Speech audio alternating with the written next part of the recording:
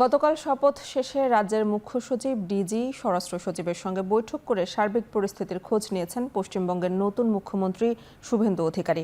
সোমবার শপথ নেওয়া 5 মন্ত্রীর দপ্তর বন্টন হবে। আর এ নিয়ে বিস্তারিত জানাতে কলকাতা থেকে যুক্ত আছেন সহকর্মী দীপক দেবনাথ।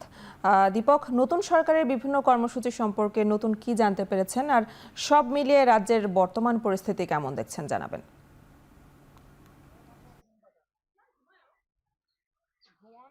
দেখুন, আপনি জানেন যে গতকাল নতুন মন্ত্রিসভার 5 জন মাত্র শপথ নিয়েছেন এবং শুভেন্দু অধিকারী মুখ্যমন্ত্রী হিসেবে শপথ নিয়েছেন। মোট 6 জন মন্ত্রী শপথ নিয়েছেন, যদিও তাদের দপ্তর বন্টন হয়নি।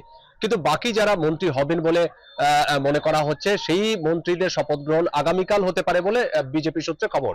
এবং সেটি রাজ্যপাল যেখানে থাকেন, অর্থাৎ লোকভবন, সেই লোকভবনে হবে। রাজ্যপাল শপথ বাক্য পাঠ করাবেন, এটি এখনো পর্যন্ত জানা গেছে। কিন্তু কতজন মন্ত্রী শপথ নেবেন সেটি পরিষ্কার নয়, কারা কারা মন্ত্রী হবেন সেটি পরিষ্কার নয়। এবং যে 5 জন মন্ত্রী নিয়ে শপথ নিয়েছেন গতকালকে, তাদের দপ্তর কিন্তু এখনো পর্যন্ত বন্টন করা হয়নি। সবটা মিলিয়ে একটা জল্পনা এখনো পর্যন্ত রয়েছে যে কে কোন মন্ত্রী পাবেন। এটি একটি বিষয়। আর দ্বিতীয় কথা হচ্ছে যে, আপনি জানেন যে গতকাল নতুন মন্ত্রিসভার শপথ নিয়েছে, মুখ্যমন্ত্রী হিসেবে শপথ নিয়েছেন শুভেন্দু অধিকারী। তারপর তিনি রাতেই কিন্তু তার যে পৈতৃক ভিটে, যেখানে তার বাড়ি, সেই কাঁথিতে চলে গেছেন, পূর্ব মেদিনীপুর জেলার। এবং আজকে সারাটা দিন ওখানেই থাকবেন। এবং আজকে সকালবেলা থেকে শুভেচ্ছার বন্যা, সেখানে রাজনৈতিক কর্মীরা আসছেন, সাধারণ মানুষ আসছেন তার সঙ্গে দেখা করতে, শুভেচ্ছা জানাতে। আজকের দিনটা এরকম ভাবে কাটাবেন, সেখানে বিশ্রাম নেবেন। সম্ভবত আগামীকাল সকালবেলা তিনি আবার ফের কলকাতায় চলে আসবেন, যদি কালকে শপথ গ্রহণ অনুষ্ঠান থাকে যে নতুন মন্ত্রীদের। কিন্তু বাকি যারা বিধায়ক আছেন, তাদের যে শপথ গ্রহণ, সেটি কিন্তু বুধবার এবং বৃহস্পতিবার, এই দুটো দিন রাখা হয়েছে, সেটি হবে বিধানসভায়। এবং কে তাদের শপথ বাক্য পাঠ করাবেন, তার জন্য কিন্তু প্রোটেম স্পিকার নিয়োগ দেওয়া হবে।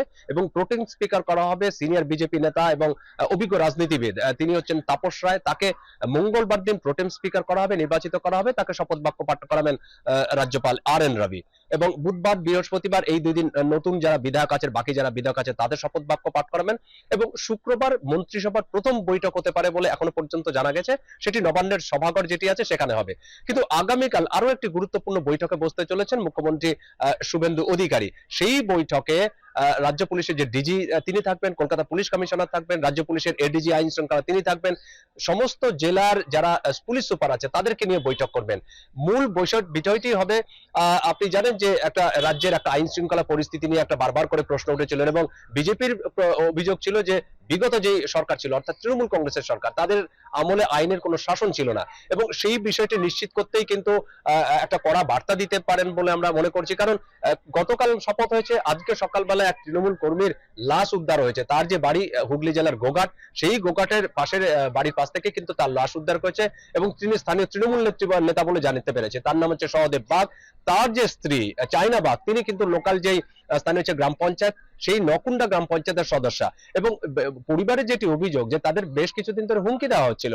বিজেপি যখন থেকে জিতেছে, অর্থাৎ গত 4 মে নতুন ফলাফল ঘোষণা হয়, এবং তারপর থেকে তার পরিবারের উপর একটা হুমকি দেওয়া হচ্ছিল তাকে দেখে নেওয়ার। এবং সেটি তারা অভিযোগ করেছেন যে এর পিছনে বিজেপির হাত রয়েছে। বিজেপির পাল্টা আবার সেই দাবি বা সেটি খারিজ করে দিয়েছে। খারিজ করে বলেছে যে বিজেপির কাজ এরকম নয়, বিজেপির কাজ হচ্ছে বাংলার সংস্কৃতি, বাংলার ঐতিহ্য বজায় রাখা, কাউকে খুন করা কিন্তু তাদের কাজ নয়।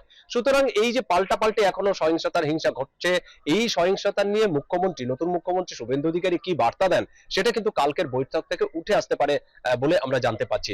এবং আগেই বিজেপির বলে দিয়েছেন, এবং প্রধানমন্ত্রী নরেন্দ্র মোদী তিনিও কিন্তু বারবার বলেছেন যে কোন রকম হিংসাকে কিন্তু বরদাস্ত করা হবে না। সুতরাং কালকের দিকে কিন্তু তাকিয়ে আছে গোটা রাজনৈতিক মহল, যে নতুন মুখ্যমন্ত্রী শুভেন্দু অধিকারী কোনো বার্তা দেন কিনা।